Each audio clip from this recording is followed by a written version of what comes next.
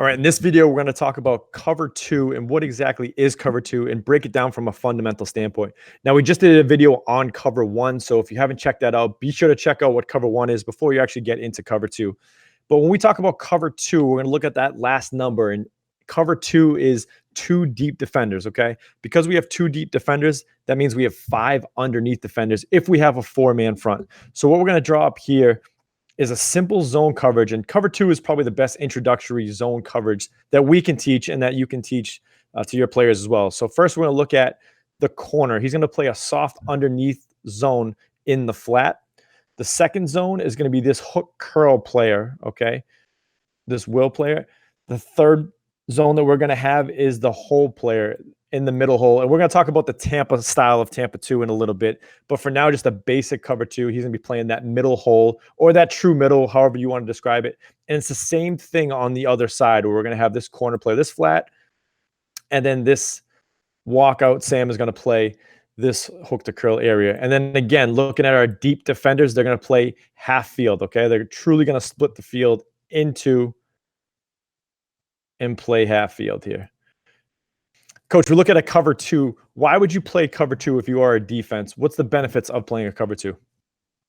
Yeah, so the main reason why I look to play cover two is to try to rob that flat area. So if teams are throwing lots of bubbles, throwing lots of out cuts, like a speed out to that number two receiver, trying to trap number two. So really taking away the flat from an outside leverage position while keeping those overhangs free as inside leverage players. Also, if they are some different variations of cover two, obviously some weaknesses that you could look to take advantage of some different things. But ideally, for my reasoning as to why to play true cover two, would be to kind of rob the outcut from number two.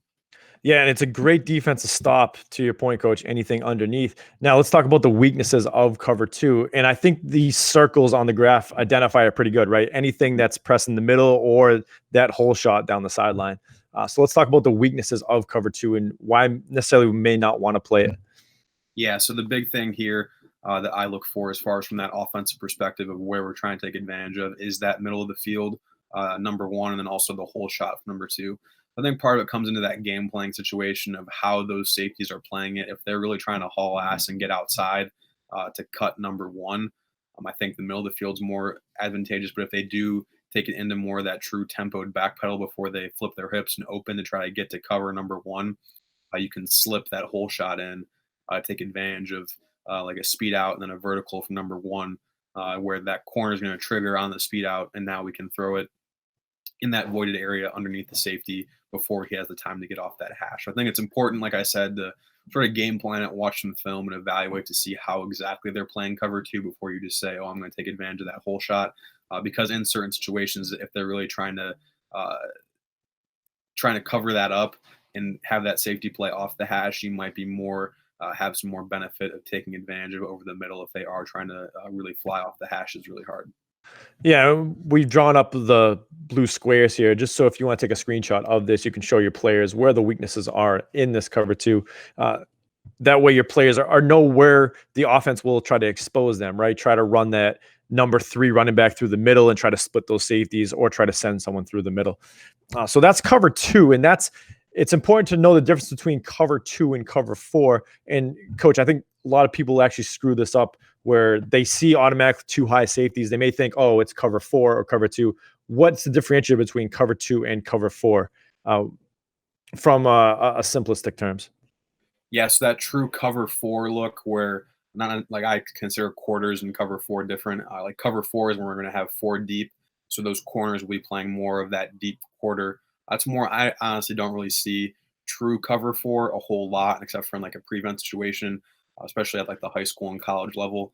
No one that I know of is really going to tell those corners to bail off super hard. But in that true cover four, more of like that prevent look. The corner will be playing a deep quarter, the safety will be playing a deep quarter. So now you kind of want to look more at in that sense of where that inside player is playing leverage at. So if he's playing inside leverage, they're kind of giving up the flat and saying, we're going to protect deep.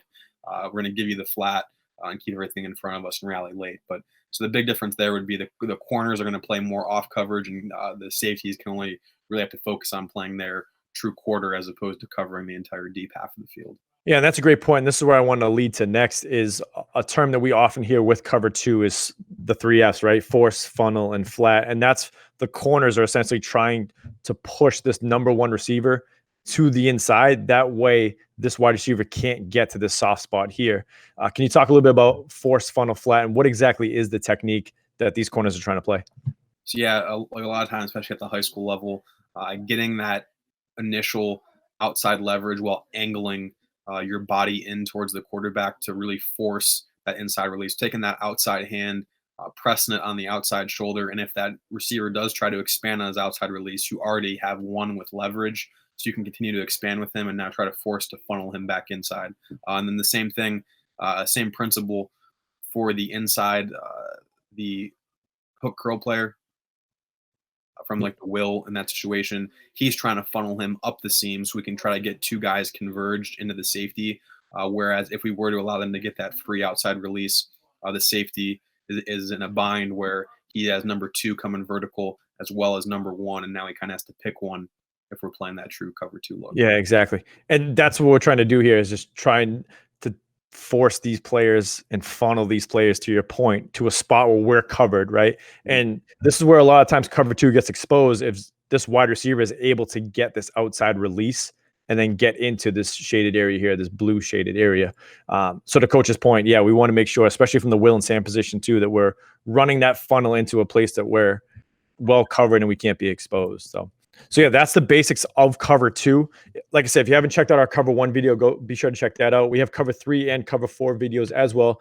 Be sure to check those out. If you have any questions or comments, let us know in the comment section below. We answer every single comment, and we'll see you guys next time.